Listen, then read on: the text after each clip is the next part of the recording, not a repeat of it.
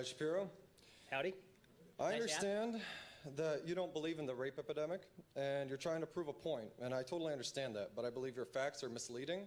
When I heard you say, correct me if I'm wrong, you said that there are 6 out of 1,000 I said the Bureau of Justice Statistics report from 1995 to 2002 reported that the rape rate on college campuses was 6 out of 1,000 women. Okay, and from those statistics, which I've seen them before, they're from reported actual crimes, right? Yes. Is that what it is? Yes. Yes. Now, so it's possible, you're right, it's possible the statistics are higher because of unreported crimes, sure. Okay, well, you answered my question. But I will also add that I do not think that for every 6 crimes that were reported, there were 244 that were not. Right, so the idea that the statistics that are being cited, 1 out of 5 women is raped versus 6 out of 1,000, the idea that gap can be crossed simply by people who are not reporting rape, I think that's a large stretch. I'd have to see some statistical evidence to that effect. You basically answered my question. The reason I wanted to bring that up is I hope no one listened and believed just everything you said, because your number, 6 out of 1,000, it's like shocking. To some people, they hear 1 out of 5, and then all of a sudden it's 6 out of 1,000. That's a big gap. Well, it is a big gap, and as I say, even if the gap is not 6 out of 1,000, it is not 250 out of 1,000. Right? People are saying 200, 250 out of 1,000. So you're right. It's you know, in terms of women who are not reporting, but I have no way of actually categorizing that, and you don't have a statistic either. So you're going to have to give me a stat now. Right? I'm using a stat that actually exists. You're saying that stat comes up short. I'm acknowledging that there are limitations to that stat. But in order for you to get to there's a rape epidemic, I'm going to need to know what the actual stat is and how you got there. Okay. I don't got them, so thank you.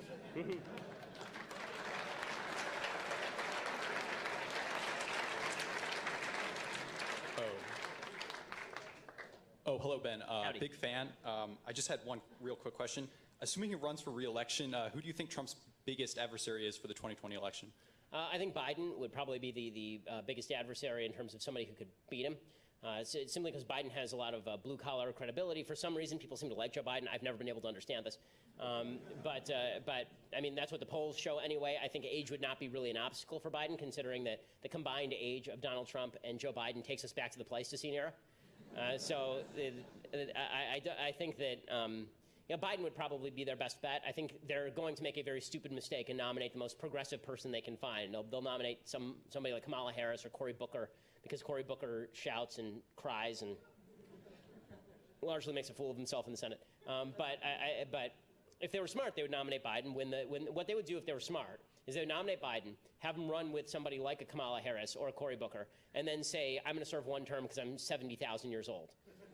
And then just hand it off 2nd term to somebody else, and then Biden's achieved his life ambition, and he hands it off to the next in line. That's what I would do if I were the Democrats, but I don't want to give them advice. So please, guys, please run Kamala Harris or Cory Booker.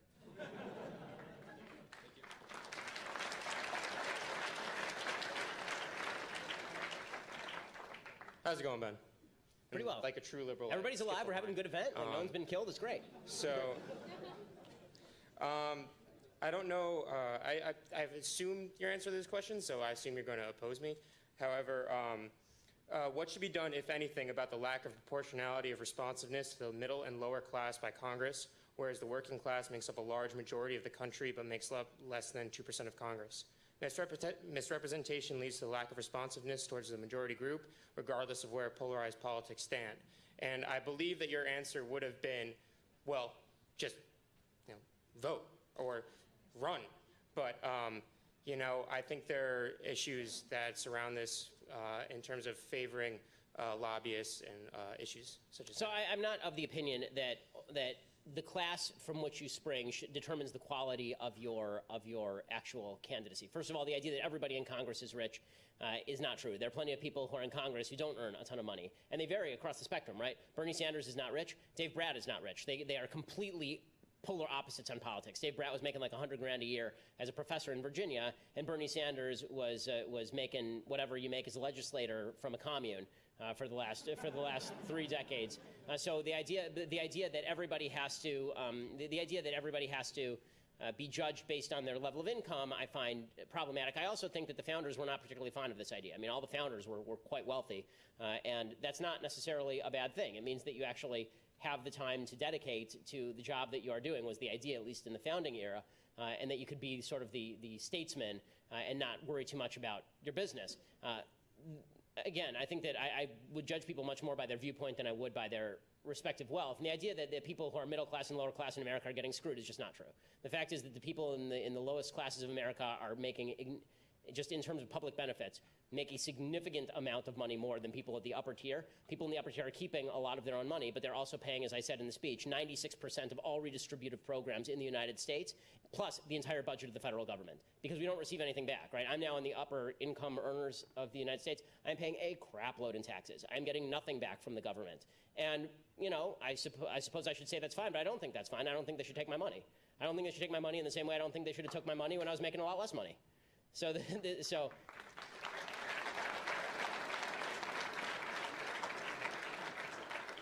I guess your initial assumption was correct, that I don't really care that much, right? I don't actually care the economic class from which you spring. I care the ideas that you promulgate.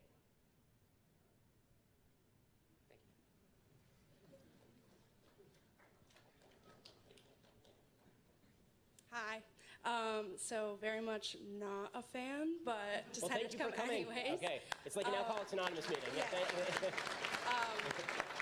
So I actually have two questions. All right. The first one is, how do you account for like statistical manipulation when you present your facts that you presented in the beginning? So more specifically, when you were talking about percentages of blacks in X, Y, and Z, and when you were talking about the differences in wages today versus 20 to 50 years ago, how do you account for A, the difference in population among blacks versus whites or other races, and B, how do you account for the increasing gap between the middle class and the upper class? Okay, so, sorry, two things.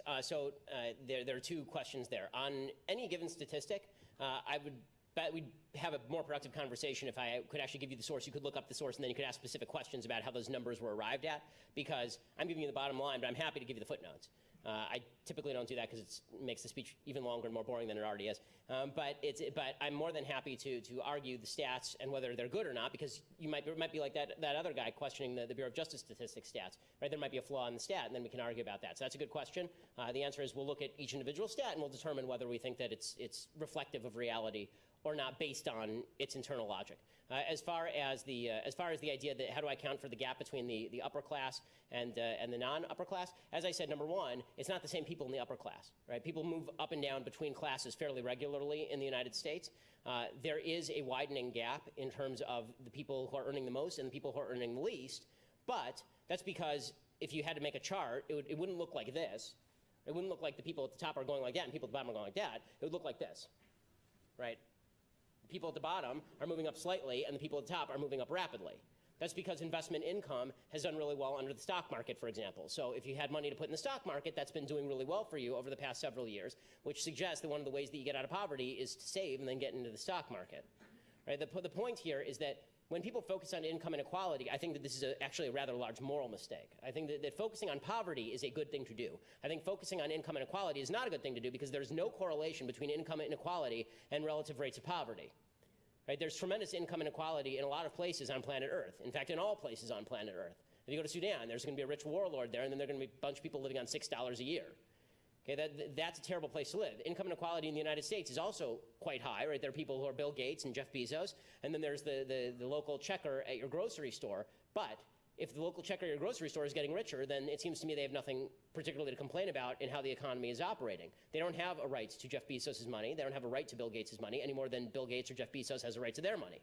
So the question shouldn't be relative rates of increase. The question should be, is your income increasing? Is your life getting better? Can you buy more cool stuff? And one of the problems I have with just measuring income by the pure dollar amount is that it doesn't actually measure what you can buy with those dollars. Right? The fact is that you can buy things today that you couldn't buy even 5 years ago, certainly not 10 or 20 years ago. Life is completely transformed. A poor person in the United States today is living better than a rich person was living in the United States in 1920. Right? Everybody has air conditioning, everybody has a microwave, everybody has a car, everybody has a TV or two. Right? All of these things did not exist. That's because the market has created new products for which there is demand.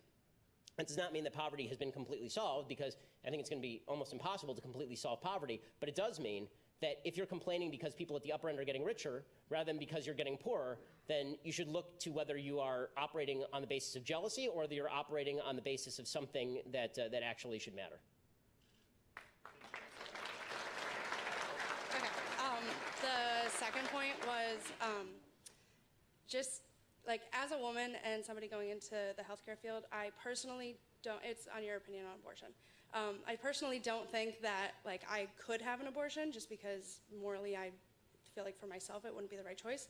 But how do you defend your opinion as a white, well-off, religious man? How do you defend your, like, telling a woman what she can do with her body? Because evil things are still evil, even if I'm a white, well-off, religious man. And good things are still good, even if I'm a white, well-off, religious man. So I mean, this is one of these.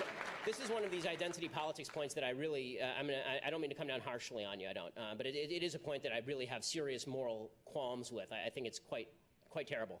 The reason being that the people who were fighting against enslavement of black people were a bunch of well-off white men for the most part, right? And those people were saying this is a moral sin, this is a moral blot. They weren't living in the South, they didn't own plantations, they didn't live the lives of the plantation owners. They said this is evil and we are here to stop it. Right? When you see something that you think is morally wrong happening, especially when you're talking about the taking of a human life, like listen, I think that you shouldn't go around randomly killing homeless people. I just have this view. I'm not a homeless person. Most of the people who randomly kill homeless people are probably not of my economic strata, my religious view, or my I don't know whether they're of my skin color or not. I have no idea what the actual sociological breakdown of homeless killer serial murderers is. But I would suggest that my identity has nothing to do with what is right or wrong. And this is what Western civilization used to be about. Western civilization used to be about the idea that, yes, I'm not a woman in the healthcare field, but you and I can have a conversation about what's right and wrong because this is the nature of human reason. The nature of human reason, the nature of right and wrong, is that you and I can talk about what's right and wrong and that I don't retreat into my identity. If we can all retreat into our identity and our morality is now centered around that identity, morality doesn't exist at all. We break down into a society of fragmented atoms where I can't even say, like, you're torturing a puppy in your backyard. I have nothing to say about that. I'm not a white woman who's in the healthcare field. I'm not going to do that. I refuse to surrender the idea that I can have a moral stance on issues that are of concern to society and of concern to the well-being of the United States simply because of the color of my skin or the nature of my genitalia. And honestly, I believe any view that feels differently is sexist, racist, and bigoted.